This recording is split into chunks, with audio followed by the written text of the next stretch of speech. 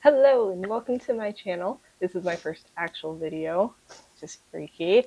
But I am going to start my channel off with a series where I'm going to pick some true crime cases and discuss them with a friend of mine.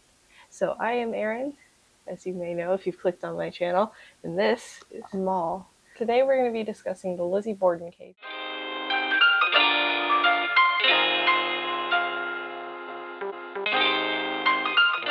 Because this case is like such a big case and like there's so much out there on it and so many different videos on it, the main focus is actually going to be on some theories of the case itself. So I'll start with explaining like the case in a nutshell so that, we're reminded of what happened, and then I'll move into the theories, and I also have pictures. They're freaky. So Rush interested in seeing the pictures. I like creepy stuff. They're freaky. So to start off with, the family that lived in the house were Andrew Borden, Abby Borden, who was his second wife, the stepmother of Emma Borden and Lizzie Borden, and they also had a maid whose name was Bridget Maggie Sullivan. They all called her Maggie. The family was held pretty highly in Fall River, Massachusetts, which is where they lived, obviously. Yeah. They were rich. Emma and Lizzie were known for being very well behaved and entirely committed to Christianity, and so they were held highly because they were a rich family with well behaved children. But Andrew Borden was actually known to be a little bit stingy with his money, and for some people that was like, we don't like you because of that. Did they get judgy about it? They did. They got like really judgy about it, and I was like, aren't you all like this? Yeah. Like, I don't know. I wasn't born in the 1890s. So obviously everything looked well and fabulous and amazing on the outside, but as these stories often go, weren't on the inside. The girls actually apparently didn't like Abby at all. Like, they hated their stepmother. And as Lizzie got older, she actually started to call her Mrs. Borden instead of mother. Apparently Lizzie also had a lot of issues with where they lived, and she actually wanted them to live in a nicer part of town. She was entirely devoted to her father and was even often described as his favorite child. There isn't much on Emma that I was able to find, because like she kind of just disappears after her mention of, oh, she lives with them. And they don't talk about her again? That's basically it. So in August of 1892, when the actual crime happened, tensions were already super high in the family because it was extremely hot out. It was August. Yeah. And apparently the family had felt unwell for a number of days because they had had some bad meat for a meal. So that sucks. But by the 4th, which is when everything went down, everyone except for the maid, Maggie Sullivan, had felt more or less a little bit better, and were able to go about their daily activities. So on the morning of the 4th, Andrew Borden went into town, and after that, Abby Borden went upstairs to change the sheets on the guest bed for Lizzie's uncle, John Morse, who had either stayed the night before or was supposed to stay that night. Yeah. Either way, he was visiting. There's just conflicting information over when he had visited. Yeah. There's a lot of conflicting information of like little details. And either Maggie Sullivan either went to take a nap because of a migraine, or she went out to clean the windows. Either way, poof. Later in the day, Mr. Borden came home, and Lizzie told him that Abby had left earlier in the day because she had gotten a note about a sick friend and was summoned. If that's the case of what happened, and Maggie hadn't already gone to take a nap, this is when she went to take a nap. So he went to relax in the living room. Soon, Maggie Sullivan was awoken by Lizzie's screams. She apparently said, "Maggie, come down quick, father's dead, somebody came in and killed him." Oh my god. So Sullivan was like, oh my gosh, there's a dead body. Like, she came out and she's like, oh my gosh, there's a dead body on the couch. Yeah. And so she left to get a family friend, and the police and everybody showed up, and it was like, oh my gosh, what is happening? And during the investigation is when they found Abby's body, and when they discovered it, she was completely cold, meaning that she was more than likely killed before. Yeah. A while ago. Yeah. Because it would take a while for your body heat to get away. Exactly. So Lizzie was eventually arrested and tried for the murder, but she was acquitted of it, meaning that she was not found guilty. Yeah. So the 3 theories that I found, there are so many different theories out there, but these are the 3 that I found most interesting or had the most information for them. Yeah. So the first one, the one everyone goes for, is that Lizzie Borden killed her parents. There are a ton of different reasons that people look into, but there are 3 that I found that like everybody can agree on, and everyone's like, okay, yeah, that's a good reason. The first being that she had a good opportunity. So the house was almost completely empty. Like, she was in the house, she was like completely alone except for Abby Borden. Yeah, so she had a free chance to do it. Exactly. And the maid was there, but like she was either outside or taking a nap, which would leave her time to do it. And she could, again, she could have committed the murders while Sullivan napped or cleaned the windows or whatever she was doing. Yeah. And the estimated times between the murders would have made it hard for an outside intruder to escape the house before someone noticed them, because they think that there were like about 90 minutes in between the murders. In order for somebody to come in, kill Abby, wait the amount of time for and not get noticed being in there. Yeah, like that. And do it quietly and have a way of entrance that's not noticeable. Exactly. Because if you're gonna be in there, I feel like they would notice it if you just broke in. Yeah, just chilling on the couch. Just chilling. He's like, I'll be like, give me 5 minutes. I'll get up and do the let me finish first, relax, and then I'll do the next body. Yeah, just give me like 5 minutes. Give me 5 minutes. I'm just taking a break. It's very exhausting. Another reason that everybody thinks that Lizzie did it is because the police said that it looked like an inside job. There was no forced entry. Nothing had been stolen, and neighbors said that they didn't see any strangers entering or leaving the house. Again, it would have been nearly impossible for that to have happened anyways because of the times and chilling on the couch. The third major reason is that Lizzie's story changed every time she told it. Because, you know, they had to ask her questions the day that it happened, and then they asked her questions. They kept bringing her in. Yeah. And her story kept changing. Like, for one, she was in the barn and she didn't hear anything. For another, she wasn't even at home during the time of the murders. Which doesn't add up because, it doesn't add up because she was the one that told Andrew Borden that Abby had left. And then she was also there to find his body, like, basically right after he was murdered. That is really sketchy, actually. So it's like, what do you mean by that? What do you mean by that? Another story change that she had was that she was at home, but she didn't hear anything suspicious. But, like, I mean, I don't have the pictures of the skulls, but, like, their skulls were, like, there are giant holes in their skulls. Like, there's a whole bit missing out of Abby's head. Something very violent going on, which you would probably have heard if you were there. You would have probably heard. And there's like, no way you couldn't hear something happening if that's how violent it was. And, like, some of her stories where she was at home but didn't hear anything she was like, oh, well, I was downstairs. How old was she? Do you know? At this point, she was in her 30s. Oh, okay. So she's old enough to, like, be able to do that.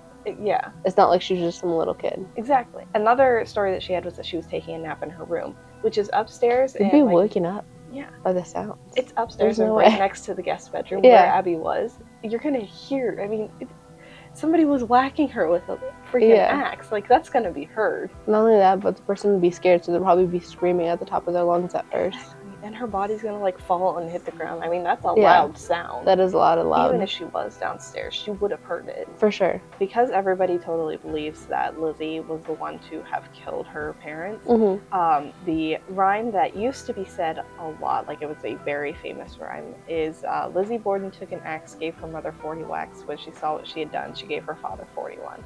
Dang. Yeah. It's pretty catchy, though. It is pretty catchy. I mean, this was said by, like, children. Yeah. Like, at schools, they'd be like... I mean, we do Ring Around a Rosie, though. That one's got a bad backstory. It does. It's about the Black Death. So, like... Or we'll just hear, like, skipping. You read the rooms. The rhyme isn't totally right because the numbers are off.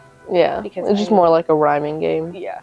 But, I mean, it does imply a very, like, sinister, grim like, background, and, I mean, that's true.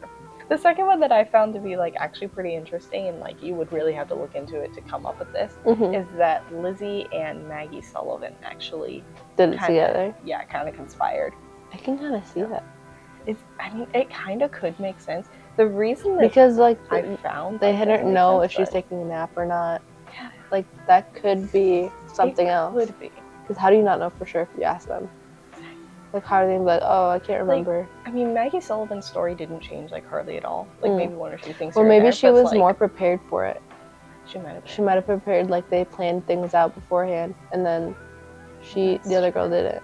Like, she was just scared and changing her story. Because, like, you know when you, like, get overly scared, like, when you're caught in, like, preschool doing something bad and you're like change up your story 8 times, right? But you knew you were gonna do it, but you're like changing up your story to make yourself look better. Exactly. This might be what she was doing, is trying to make herself look better. You might have. That's creepy though. Our own theory over here. But in this one, it was that Lizzie and Maggie were having an affair. Oh, Scandalous. back in that time? It is very scandalous. And that Abby Borden found out and had threatened to tell Andrew Borden. Oh, that would have been bad. So Lizzie, in a state of like panic, Mm-hmm. killed Abby to keep it from happening, and then felt that she had to kill Andrew because when he returned, she wouldn't have had time to hide the body.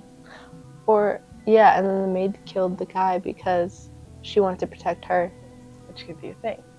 That could be. There are some reasons that this couldn't be true, though. Why is that? The first major one being that there was no evidence that Lizzie and Maggie ever had an affair, nor is there any evidence that either of them even swung that way. Yeah. Like, I mean, later on, Lizzie actually only a couple years after the whole murder thing, Lizzie actually ended up marrying a guy, and they like moved into the nicer part of town. But then again, there are always stories about guys who marry other females and then turn out to be gay later on, and they only did it as a cover-up. This is true. I think I remember Mr. talking to us about that in class. We were like, there'd be like a shadow wife or something, or like a ghost wife, and there was a picture where the girl was kind of like blurred out in the background. I think. Do you remember that? Like vaguely remember that. Me too. I don't remember why he brought it up, but I remember him bringing it up. It was probably a propaganda thing. It might have been. He talks too much. He talks. That was mean. I didn't just mean bleep it. out that entire conversation. He's gonna see this and be like, "I always hated that student." I gave him a rock. You did. You gave him a rock. I'm pretty sure that says a lot. That says a lot about me. You know, it means I care. You gave everyone rocks, though. That's a good point. I stole one yesterday from the parking lot. Anyway. Another reason that it couldn't be true is that while Lizzie didn't like Abby and like reportedly actually hated her, like immensely hated her, she was incredibly devoted to her father. Like she would have done basically anything for him. So it was like, it doesn't seem likely that she would have killed him or Abby just to keep a secret. I feel like she'd more just get into an argument with him rather than just kill him straight off. Even if it would have been like a crime of passion, I don't think she would have done that. I don't think she would have. Another is that there were, again, assumed to be 90 minutes between the actual murders, which means Lizzie could have easily hidden Abby Borden's body. Yeah. Very easily hidden It's enough time. And, even if she had Maggie's help or if she didn't have Maggie's help, either way, she would have been able to hide it in, like, the basement or shut the door for a while. Another thing is, what if she was in shock? Like, it took her some time to get her head around what she did. Then it would be. But then at that point, if she's getting hard to wrap her head around it, then why would she go and kill another person? Yeah. So that doesn't make sense. I just thought that was an interesting theory. Like you have to really look into it. Yeah, because it's gonna be hard to find evidence for it. But it is a good theory, something to think about. The last one that I found really interesting, and one that I've actually considered myself, is that Maggie Sullivan did it herself, not on herself. That she did herself. That Maggie Sullivan did it. Two reasons, there were only two reasons I could find, were that she might have been mistreated, and she might have been overworked and underpaid. However, for that time though, a maid to be overworked and underpaid and possibly mistreated, pretty normal. Yeah. Especially considering she wasn't something that you're not going to expect. She was an Irish maid. So which makes it worse for her. Yeah. So that is something to be expected, and like you can literally just be like, oh yeah, like that. I mean, that's pretty normal. It's fairly normal. And as unfortunate as it is, those reasons can be disproven by the fact that for that time, even if that was happening, even if she was in any other position, being a woman and Irish trying to get a job, she's not going to be treated like the best. But there are a couple of reasons that this can't be true either, or it could be disproven. She was actually reportedly treated better than most Irish maids at the time, and she actually had an incredibly good relationship. So that basically just cancels it out. Yeah. But who reported it though? Like from friends people? And neighbors and like people that would be older. Oh, yeah. But that's another thing too, is that like you never know what happens when you leave someone's house. Exactly. Like they could act like the nicest people you've ever met, and then you leave, and then the worst things happen in that house. This is true. Yeah. So you just disproven the disproof. Disproven the disproof. I cancel the canceling. Another reason was that she was employed of her own free will. Like she was reportedly like a very good maid. Like she could have gotten a job basically anywhere. But she wanted to work there. Yeah.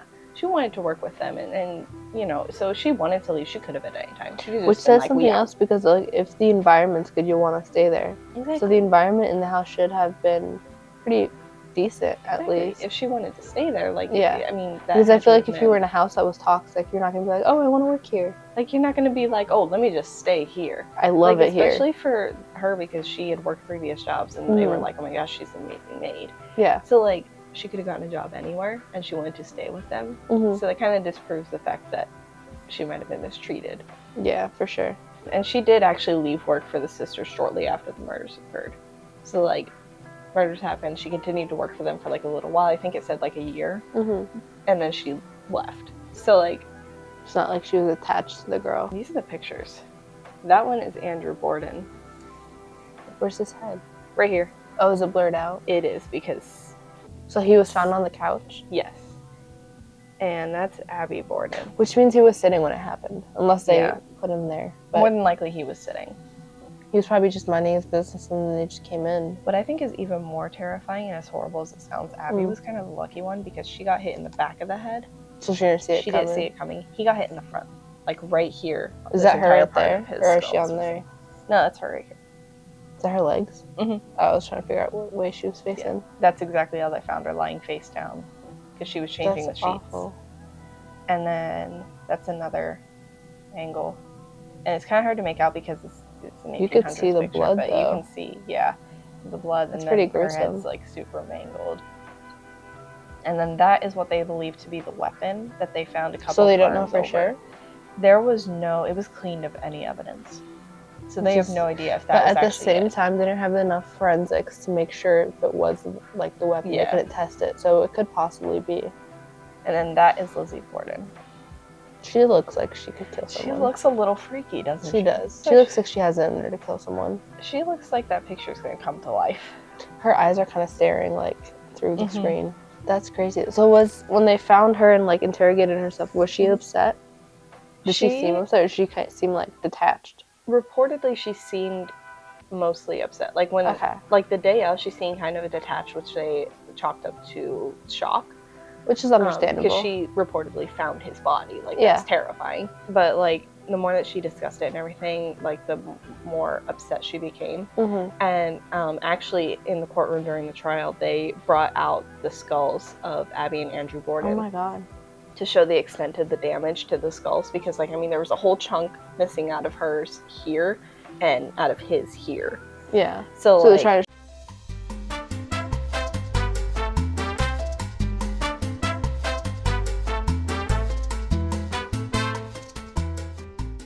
Anyways, so when they brought in the skulls and showed it, she passed out, like, entirely. Yeah. So that kind of just, like, for a lot of people, that was like, oh my gosh, she saw the skulls and passed out. Like, she definitely can't be guilty. Yeah. Which, I mean... She could have faked it. She could have faked it. Easily. And, you know, again, a woman of her standing in that time, she would not have been found guilty either way. Nobody would have had, like, a second thought about it. Exactly. And for a lot of people... Even if her story was switched up, they'd be like, oh, she's a girl, silly her, she doesn't know what she's talking about. She's a little dumb, it's fine. She's a little... She's not in her mind, it's fine. Yeah, she's not as found her father's smart body, as a man. Exactly. But, like, I don't know. It's just, it's a very interesting case. I mean, I think if there was more to add on to the Lizzie and Maggie theory, or just the Maggie theory, I would probably consider them a bit more. Yeah. But, like, the thing with Lizzie and Maggie is, like, everything starts, like, all that theory always starts out with they had an affair. Yeah. Which doesn't seem likely, especially for that almost time. Every, like, crime thing, affair is, like, one of the top things they look for. They're always like, it's an affair. And then it's like 30% of the time it's like, no, you lied. And then the one with Maggie is like, I mean, the only reasons that people thought that was because she might have been overworked and underpaid. And it's a fairly recent theory, which means that it's made with recent ideals.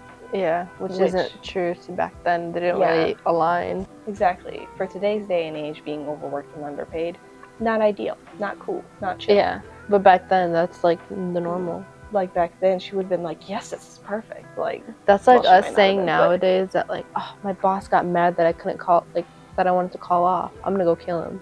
It's right, like not that serious back then. It's not like, that bad. compared to now, that's what that situation kind of be like. Right. It's like, But, oh, like, I wanted to call off and my boss said no. The thing is, everybody can, or just about everybody can agree that it was probably Lizzie Borden. But okay, still recording. So the look. It's like a mom when you're doing something in the store. Put it back. Put it back. You're done. You're done. You're done. Another part of the Lizzie Borden theory with her story changing was that she actually described there being a crazy-eyed man that she saw outside the house that she couple days later. And a couple days later, the neighbors were saying that they saw this crazy-eyed man. But they never, and I mean, they did find a guy that like kind of matched the description, but the dude was never even in Fall River. Yeah. And not only that, but if it was that strong of something that they thought would like lead to the answer of the case, they would have mentioned it way beforehand. Finding that because it wasn't actually an axe that killed him, it was a hatchet. But finding the hatchet on a farm, like a little while away, I feel like it might not have been the murder weapon. Yeah, because that could easily just be something for the farm. Yeah. Not only that, but if it wasn't like in the place, yeah, that could mean that it wasn't that at all. That, and like in order for it to have been buried like that, so far away within that time span, I mean, Lizzie and Maggie were obviously not allowed to like leave Fall River. Yeah. Yet. So when would they're gonna go and do that? Because how would they get there? Some people actually believe that Lizzie and Emma conspired together to do it. Really? But like Emma had no motive, and she was also not mentioned like at all. Exactly. She kind of just disappeared, which is another creepy thing. Because why did she disappear in the stories? Right. She just kind of like, I mean, people just don't mention her anymore. It's like she just, I mean, she lived. She was a person. She just seemed. They just like ignored her existence, kind of. Exactly. Like, oh, it can't be her. Which is another thing, because like, you know how they like blow off if a girl can do it back then? What if they didn't mention her? Because like, oh, it couldn't possibly be her, but it was. Right. But there's no evidence. Also, she wasn't even home that day. Oh, never mind. Like she had. That was, erase everything. I just told you. Erase. Go back. Rewind. She also had like a solid alibi. John Morse, unlike the other people. Yeah. John Morse actually, he had a solid alibi for a while, and then it got this. Shut up. And then it actually got disproven. Did it? Yeah, like a while later, they were like, "Wait, actually, that's not true." It's like it could have been John Morse. Why did it take them a while? Though? Again, he had no motive. Yeah. I mean, the only person that really had a motive was Lizzie. And, I mean, maybe Maggie, but, like, I mean, Lizzie for sure. Thing is, it's a controversial case in the sense that everybody has different reasons. And there's no, like, exact reason to figure out who it was. Because it's, like, back then, you can't go back and do the, like, research about it now. No, yeah. But, like, okay.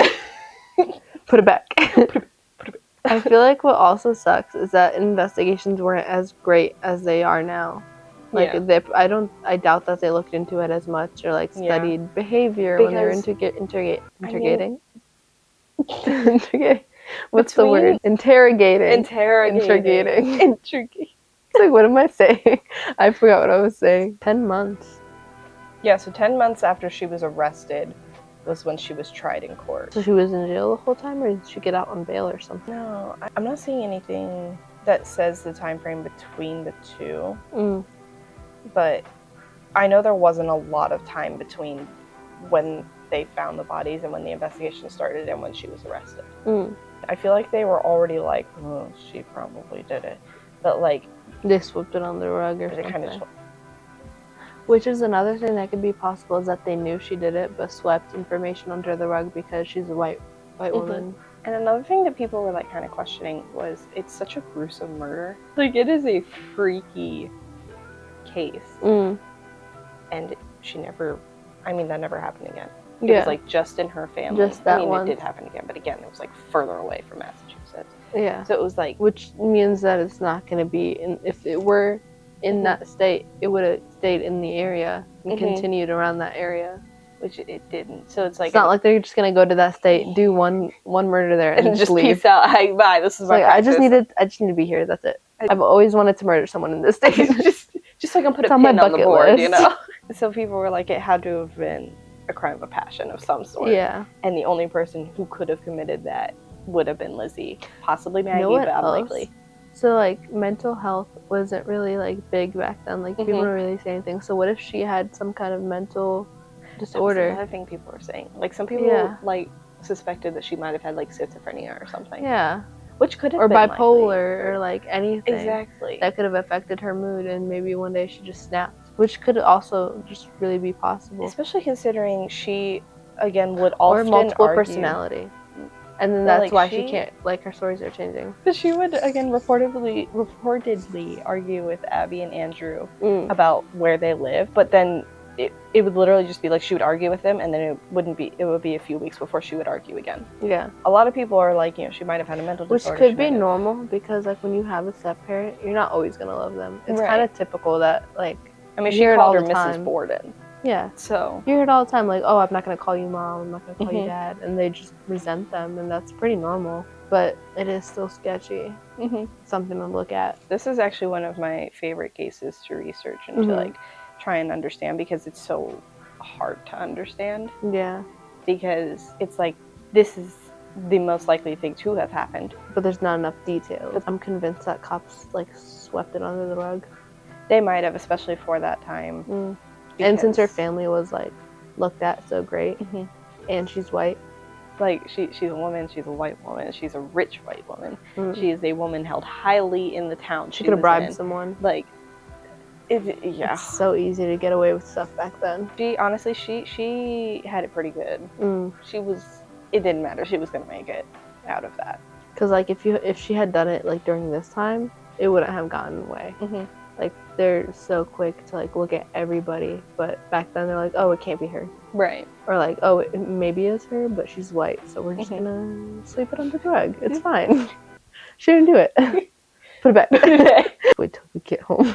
Just you wait. Just you wait till I tell your father what you've done to me today.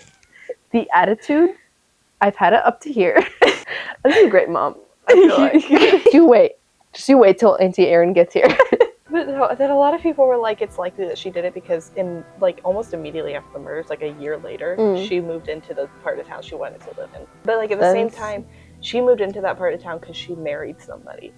Yeah. It's also because, like, if you're living with your parents, or, like, don't do that. When you grow up, obviously, you don't have to listen to them and you can do it. So it could be the fact that they weren't there to, like, be like, no. It might have been, but you know, at the same time, for that time, it was unlikely she would have moved out of the house unless she was married. Yeah. A year later, she gets married and moves out of the house. She could have done that anyways. Yeah. I mean, unless she maybe didn't have her father's blessing, but again, that happened often. That could be another thing. What if she didn't have his blessing? Well, again, a lot of women wouldn't have their father's blessing, and they still would leave and marry the person. Yeah, that is true. It would be, like, shunned from their family, but, like... This is the kind of stuff that I wish we learned in history classes, like unsolved mysteries. Yes. Or, like, a class for just unsolved mysteries, like forensic class. Just true crime and... He has a forensic class. I know, I'm so mad about it. I want one. I want one. Okay. So that is Andrew Borden's. That is so bad. You know, it's smashed through here, all the way up through here. Is that the wife? And this is Abby Borden's. Like, there was no chance of them ever surviving. No, yeah, their brains would have been crushed immediately. Look, you can see it over there, too. Here's the two together. See, that seems likely, that weapon, but at the same time, it could be anything. That's actually one of the reasons. It's on display? It's on display at the house. It's one of the reasons I want to go to the house, because I feel like it'd be such a, I don't know, chilly experience. Such just to, like, be there and see what it was like. Oh my god, look at that picture. Look at that one. Tell me why she looks like the principal from Matilda. Not the Trunchable. Swinging a girl by the braids. People recreate the way that he was laying all the time. That's kind of messed up. I mean, even the public was divided even then. What does that mean? Acquit? Oh, like, say she's not guilty? Yeah. Like, people would be like, she wasn't guilty, she couldn't have been guilty. Is that the court case? This is somebody's take on... Oh, like, the propaganda cartoons. Because, like, you know, obviously they couldn't have pictures. Yeah. Which is another cool thing to see, like, those little, like, drawings and so, like, stuff. These would have been, like, in the newspapers, so, like, this is during the trial. This is somebody's drawing of her passing out when she saw the skulls. You see how dressed up she is, though? I mean, that was the That's thing. typical. But still. And then when they said not guilty, She apparently leaned her head on The little wheel. one of my favorite cases, and honestly, we could sit here for hours and I would still be talking about it. For sure. Because there's a lot to talk about with this. There's a million theories that could be out there. Consider. And, you know, what I was talking about earlier is like just a snippet, like just a summary, a quick summary. There is so much more that we can go into with the case and the trial. Details. And just, it's pretty crazy. Especially with the trial. The trial can say a lot about a person, how they act in there. And if you like go back and read like transcripts of every time she was questioned and everything, her story was changing even during the questioning. So like they bring her and be like, where were you? And she'd be like, oh, I was out in the barn. And then later on they'll be like, so you were out in the barn? And she's like, no, I wasn't home. That's really weird. In the same session. Yeah, that is and really it was weird. Like, that says something. Like even some of the police were like, she seemed to like actually believe it. And it was like, that's so weird. That's another thing that's making me like think of mental health. Because I'm like, maybe there was actually like something wrong with her. You never know. Exactly. Some people are just saying that she was possessed, and I'm like, I don't know about that. That's a little far. That's taking it a little far. That's a little bit more than we want to go into. How are you going to prove that? You just saw Satan jump into her body. So, personally, I think it's more likely that it was Lizzie. I agree. I think so. But I think it's like related to mental health. Yeah, I think it's definitely a possibility. Instead of like an affair. Unfortunately, we'll never know, because she's dead. And we don't have a time machine. Everyone's dead. Nobody wants to make us a time machine. I know. It's bogus. We should sue. We should sue. Who are we gonna sue? What's his name? The Tesla guy. What's his name? Malcolm? No, it's not Malcolm. Who's Malcolm? Who's the Tesla guy? Oh, you're searching it up? Yeah, because I know who you're talking about, but my brain won't work. Elon Musk. Who's Malcolm? Search up Malcolm. I want to know who that is. Are you talking about Malcolm X? Who's Malcolm X? I don't know who these people are. Soccer player. I don't know why. Maybe I'm thinking of a movie. I think you might be. Some big dude with money. Anyways, thank you for watching. Put it back. Camera's gonna die. Thank you for watching, and hopefully I won't never know. And hopefully soon we'll have another, either the same person or a different person, and I'll talk about another. You're replacing another case that I find very interesting, or that can be easily discussed. Erin's not a true friend. So thank you for watching, and if you liked this, there will probably be more like this. So feel free to subscribe. So subscribe. Feel free to subscribe. And leave in the comments, put it back. And leave in the comments, put it back. Anyways, we out. Bye. Bye. Put it back. Put it back.